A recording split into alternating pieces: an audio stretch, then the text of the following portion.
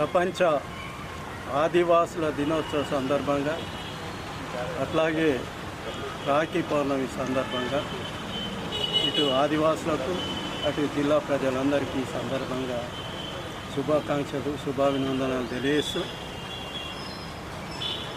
మరి ఆదివాసుల గురించి చెప్పాలంటే మనం ఇప్పుడే కొమరం భీం గారికి పూలదండ వేసినాం.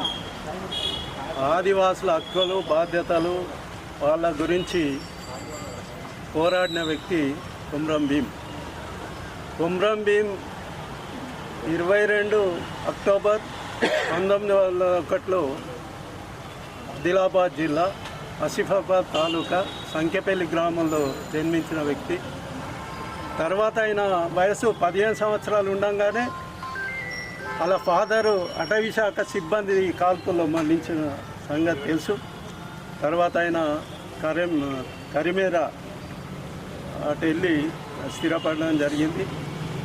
మరి కొమరం భీం అంటేనే ఒక పులి, ఒక సింహస్వప్నం. ఆదివాసుల గురించి పోరాడిన వ్యక్తి ఆయన. అట్లాగే అక్కడ సుంకం విధిస్తున్నారు.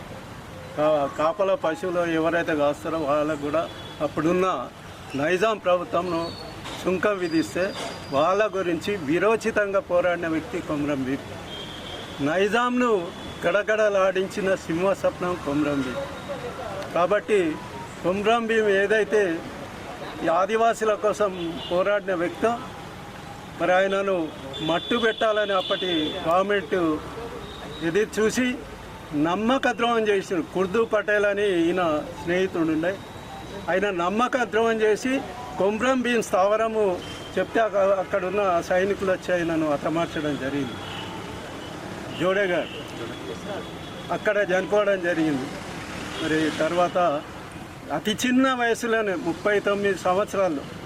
అంటే నేను చెప్తా, ఈ మహావీరులు ఎందుకు పుడతారు, ఎందుకు చనిపోతారు? ఒక సమాజం కోసము మరి తన ప్రాణాలనే లెక్క చేయకుండా ఉన్న కొమరం భీం మరి గత ప్రభుత్వం కేసీఆర్ గారు వచ్చినాక మరి కొమరం భీంకు అదే జోడేఘాట్లో పెద్ద స్టాచ్యూ నిర్మించడం, స్మృతివనం, అట్లాగే ఆసిఫాబాద్ జిల్లాను కూడా కొమరం భీం జిల్లాగా మార్చడం, అట్లాగే బంజారాలో హైదరాబాద్లో బంజారాహిల్స్లో ఆదివాసులకు పెద్ద భవనం కూడా కట్టించిన ఘనత ఆ రోజు ఆ కేసీఆర్కి దక్కుతుంది సందర్భంగా తెలియజేస్తూ మరొక్కసారి ఆదివాసుల ప్రపంచ దినోత్సవ సందర్భంగా రాఖీ పౌర్ణమి సందర్భంగా ఇటు ఆదివాసులకు అటు జిల్లా ప్రజలందరికీ శుభాకాంక్షలు శుభాభినందనలు తెలియజేస్తూ ముగిస్తుందని జై